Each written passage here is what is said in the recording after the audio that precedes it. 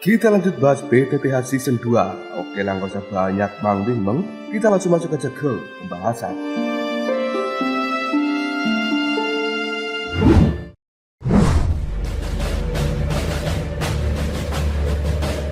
Di dalam kendaraan binatang terbang, Yao akan membuat pil tingkat 5 dengan bahan yang sudah dikumpulkan oleh Xiaoyan. Dan kali ini, Xiaoyan harus memperhatikan dengan seksama serta mengawasi tempat ini supaya tidak ada gangguan.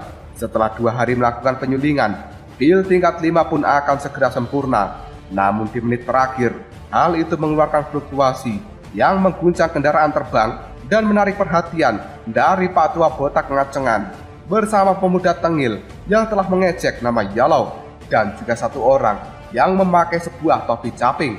Mereka bertiga kali ini memaksa untuk masuk ke dalam kamar Xiaoyan dan memastikan apa yang telah terjadi di dalam kamarnya. Namun Xiaoyan tidak akan pernah mengizinkan mereka melakukan hal itu. Pada akhirnya, pertarungan pun tidak bisa dihindari.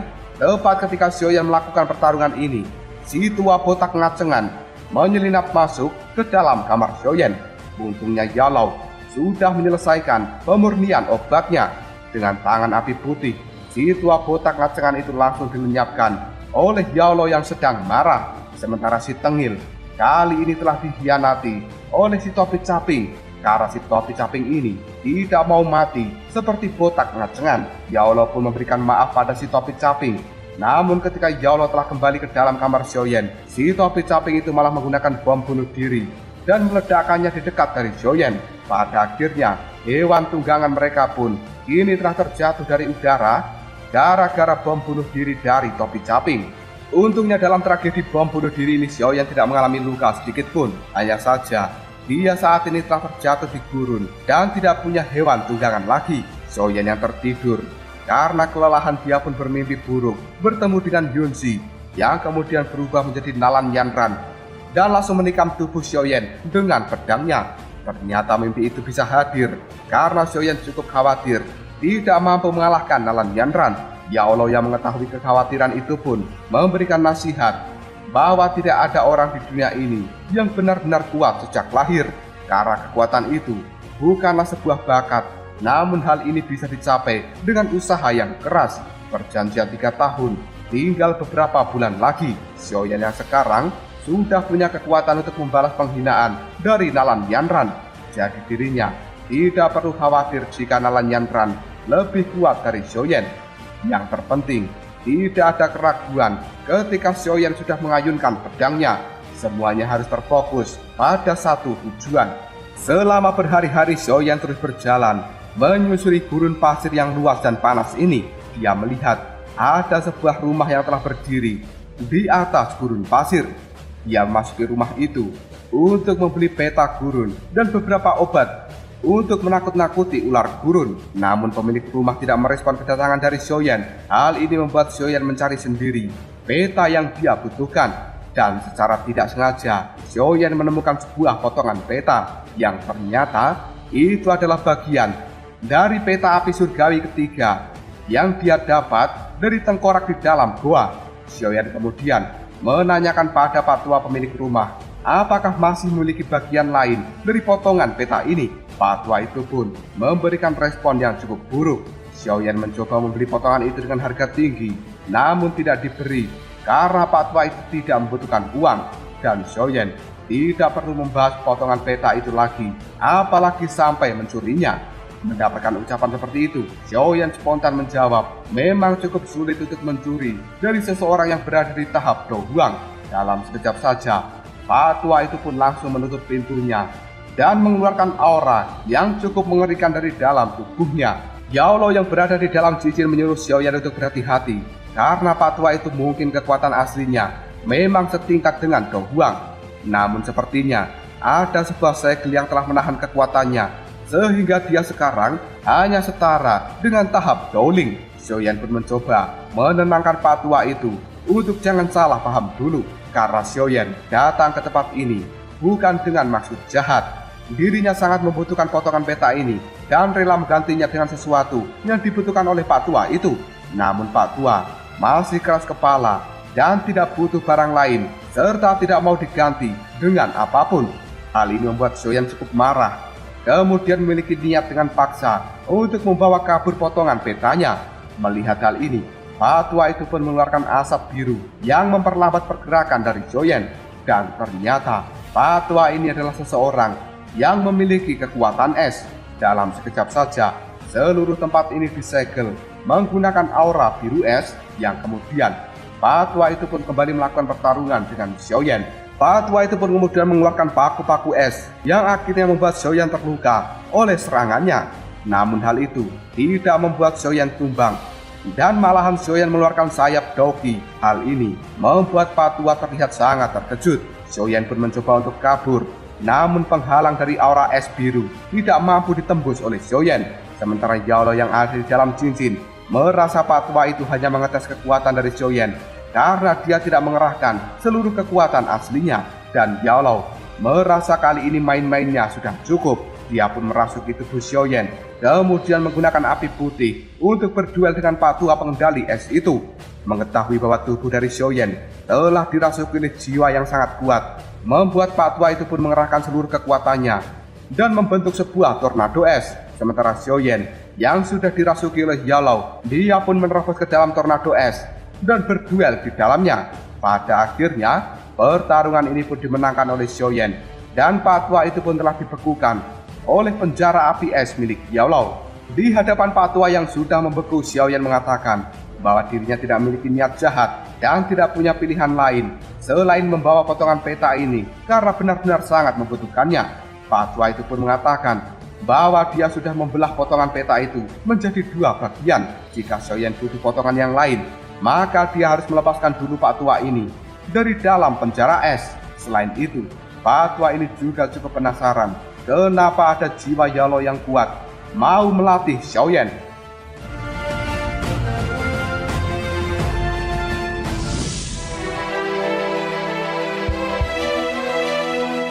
Setelah terlepas dari penjara es, Fatwa itu memperkenalkan diri bahwa nama aslinya adalah Hai Bodong.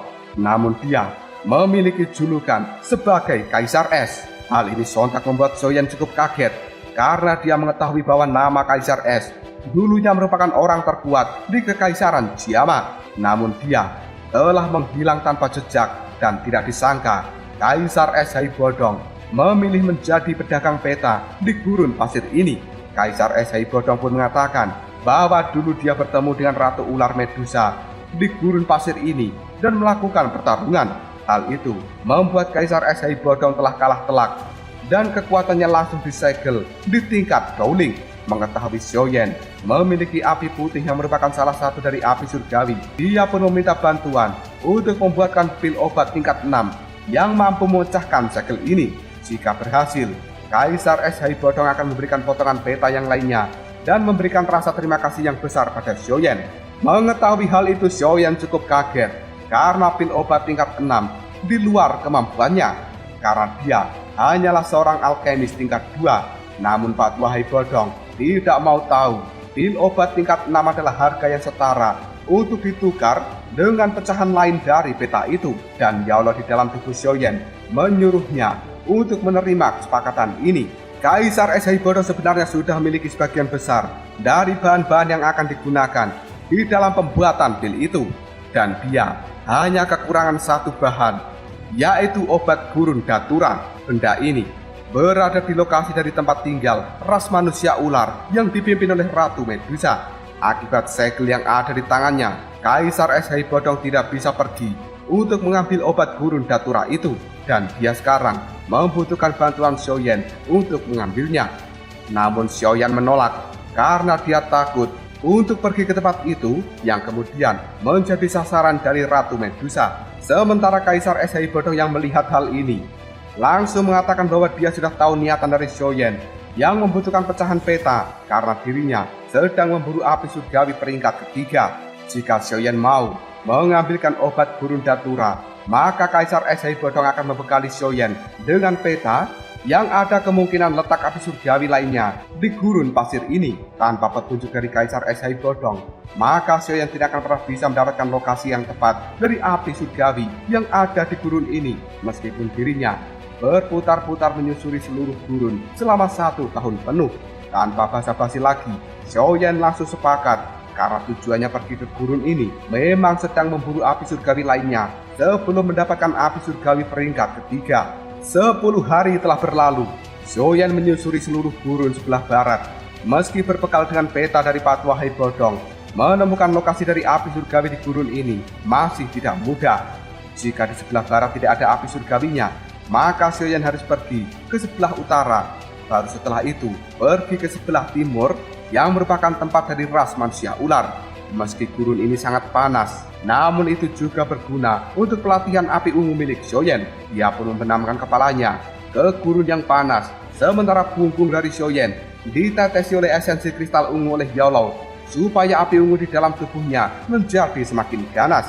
Dan tiba-tiba saja, kepala Xiaoyan kali ini telah diinjak oleh orang yang tidak dikenal. Ternyata, orang ini adalah orang dari tentara bayaran Baja Jantan kota Shimo yang melarikan diri karena kelompoknya diserang oleh tentara bayaran gurun.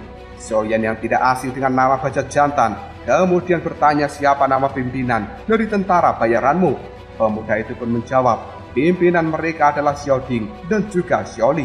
Sontak hal itu membuat Xiaoyan sangat terkejut karena Xiaoding dan juga Xiaoli adalah kakaknya. Xiaoyan pun kali ini langsung menolong tentara bayaran milik kakaknya itu yang sedang diserang oleh tentara bayaran gurun menggunakan manusia ular. Xiaoyan yang sudah mengamuk akhirnya menghajar tentara bayaran sampai babak belur.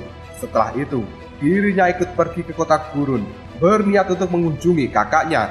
Namun, ketika baru sampai, Xiaoyan melihat seorang gadis dihajar oleh pedagang karena tidak sengaja menjatuhkan sebuah guci. Hal itu membuat Xiaoyan bergegas untuk menolongnya.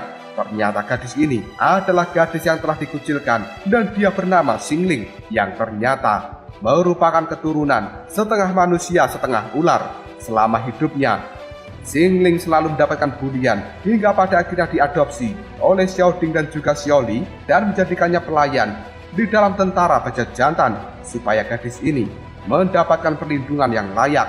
Xiaoyan yang sudah berada di dalam markas tentara bayaran Baja Jantan langsung menemui kakaknya. Hal ini membuat kakak kedua yang bernama Xiaoli terlihat sangat gembira ketika melihat adik kecilnya lagi. Tidak lama kemudian Xiaoding juga keluar dan menyambut kedatangan dari adiknya. Akhirnya, 3 bersaudara Xiao ini telah sekali lagi berkumpul dengan penuh kegembiraan. Malam ini 3 bersaudara Xiao akan menghabiskan waktu untuk mengobrol sambil makan dan minum. Xingling yang ada di dekat mereka merasa bersalah karena tidak mendapatkan daging untuk dimasak ketika berada di pasar. Xiaoding memaklumi hal itu karena Xingling pasti dibuli lagi dan tidak ada pedagang yang mau menjual barang padanya. Hal ini membuat Xiaoding tidak habis pikir kenapa orang-orang sebenci itu pada keturunan setengah manusia setengah ular. Padahal Xingling hanyalah gadis yang tidak bersalah dan tidak tahu apapun. Karena waktu sudah cukup larut, Xiaoding menyuruh Xingling untuk beristirahat dan tidak perlu menunggu 3 bersaudara yang ingin mengobrol sepanjang malam. Pagi hari pun tiba, 3 bersaudara Xiao masih terus mengobrol hingga membuat Xiaoding kangen dengan sang ayah dan kemungkinan dalam waktu dekat dia akan pulang menemui ayahnya itu. Namun Xiaoyan mencegah supaya kakaknya tidak pulang karena suasana saat ini sedang kacau akibat perjanjian 3 tahun dengan Nalan Yanran. Hal itu membuat kedua kakak dari Xiaoyan cukup emosi karena mereka juga mendengar perjanjian itu. Namun Xiaoyan menyuruh kakaknya santai saja karena Xiaoyan sendiri akan menyelesaikan masalah ini. Tiba-tiba saja Xiaoli melakukan penyerangan pada Xiaoyan. Mereka berdua pun akhirnya bertarung sampai keluar dari dalam ruangan. Dan ini semua dilakukan oleh Xiaoli untuk menguji kekuatan Xiaoyan. Apakah bocah itu benar-benar mampu menghadapi sekte Yunlan atau Mystic Cloud sendirian? Tiba-tiba saja Xingling terlihat sangat ketakutan. Mata hijaunya menyala dan dia mendapatkan sebuah penglihatan tertentu.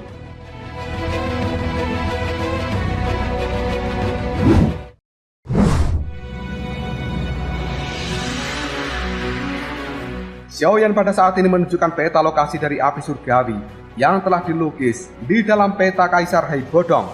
Namun kakaknya tidak pernah mengetahui tempat yang ada di dalam peta itu, apalagi bagian timur selatan dari kota Shimo ini. Meskipun di dalam peta ada tanda dari api surgawi, namun di tempat itu sebenarnya hanya ada gurun pasir yang luas dan tidak ada tempat tersembunyi atau apapun. Dalam kebingungan ini, Xingling secara kebetulan masuk ruangan dan dia pun terlihat cukup kaget ketika melihat peta milik Xiaoyan yang kemudian Xingling mengatakan bagian timur dari kota Simo. Sebenarnya ada sebuah tempat misterius. Di sana ada energi yang sangat kuat. Setengah tahun yang lalu, ada seseorang misterius memancarkan energi sangat kuat di luar kota Simo. Hal itu memicu darah dari Xingling menjadi bergejolak dan orang ini tampaknya sedang terluka, kemudian berlari ke daerah timur tersebut. Xingling lalu mengatakan ketika Xiaoyan pada saat itu bertaruh dengan kakak kedua, tiba-tiba saja Xingling bisa merasakan energi itu lagi. Jika Xiaoyan ingin pergi ke tempat itu, maka Xingling bisa menjadi pemandu jalannya. Anak buah tentara bayaran gurun yang dihajar Xiaoyan tempo hari, dirinya kali ini melapor pada bos tentara bayaran gurun dengan mengatakan bahwa yang hajar dirinya adalah adik dari Xiaoding dan juga Xiaoli yang level kekuatannya berada di tahap dosi. Mengetahui hal ini, bos tentara bayaran gurun akan bergerak sendiri untuk membereskan masalahnya. Sementara Xiaoyan bersama dengan tentara bayaran Gajah Jantan kali ini menuju ke tempat timur yang telah dikatakan oleh Xingling. Sesampainya di sana, memang tidak ada yang spesial karena yang ada hanyalah gurun pasir yang sangat luas. Namun Xingling cukup yakin bahwa disinilah tempat munculnya energi yang besar yang bisa dia rasakan. Kakak dari Xiaoyan yang cukup cerdas merasa kemungkinan tempat itu ada di bawah gurun ini.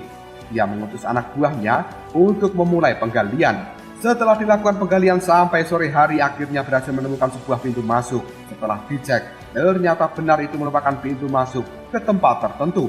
Dan semua ini adalah berkat dari panduan dari Xingling yang bisa merasakan ada energi besar di bawah pasir di tempat ini.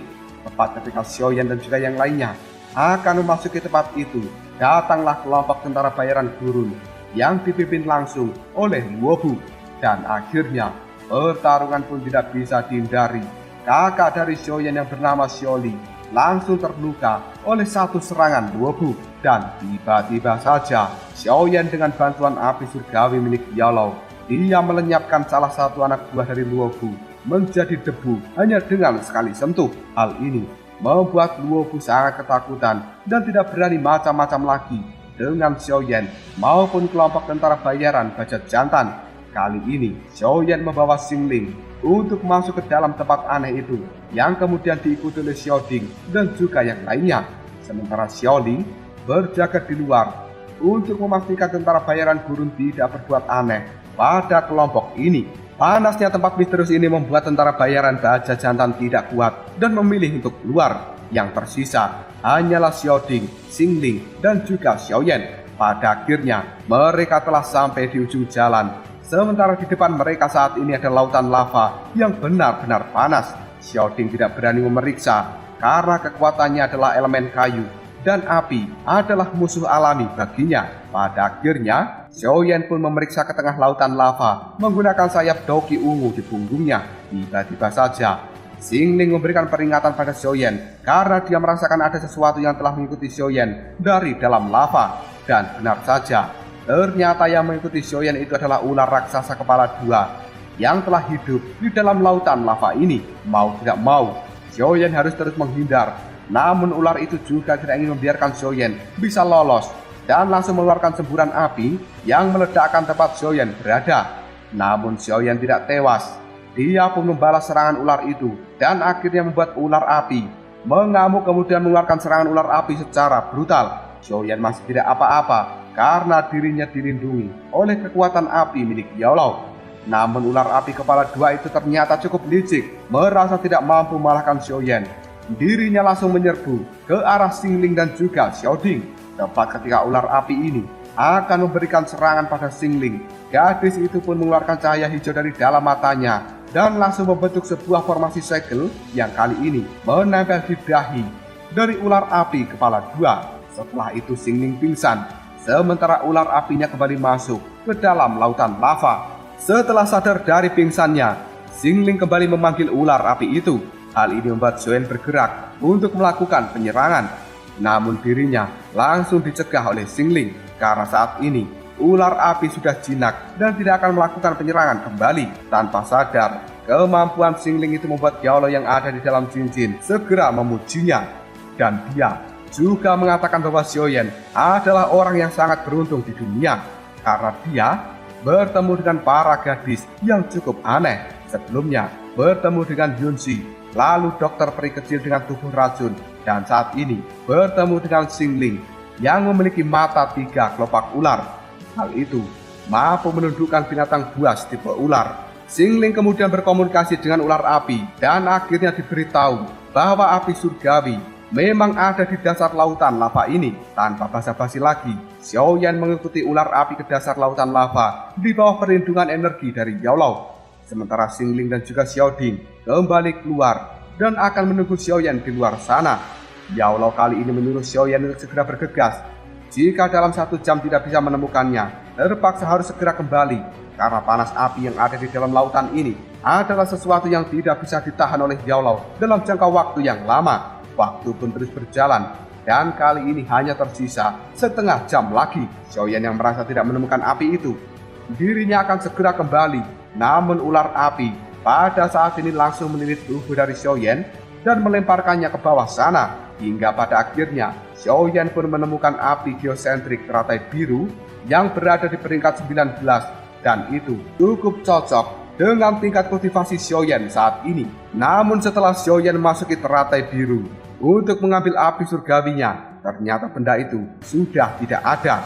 Xiaoyan merasa perjalanannya selama ini sia-sia dan membuat dirinya sangat emosi. Yao Lao kemudian memberikan nasihat, tidak ada yang sia-sia karena semua yang dilakukan Xiaoyan akan menjadi pengalaman terbaik. Jika api teratai biru di tempat ini sudah menghilang, maka masih ada kesempatan untuk mencari api yang lainnya. Tidak semua hal yang diinginkan harus bisa tercapai. Namun yang terpenting adalah usaha dan juga semangat dalam mencapai hal itu. Selama tidak pernah menyerah, semuanya pasti akan digantikan di waktu yang tepat. Xiaoyan merasa cukup tenang oleh nasihat dari gurunya itu. Dan tiba-tiba saja Yao Lao melihat ada sesuatu. Dia mengambilnya dan ternyata itu adalah sisik ular 7 warna. Hal ini membuat Yao Lao dan juga Xiaoyan tahu ternyata api teratai biru di tempat ini menghilang karena sudah diambil oleh Ratu Medusa, sang penguasa ras manusia ular.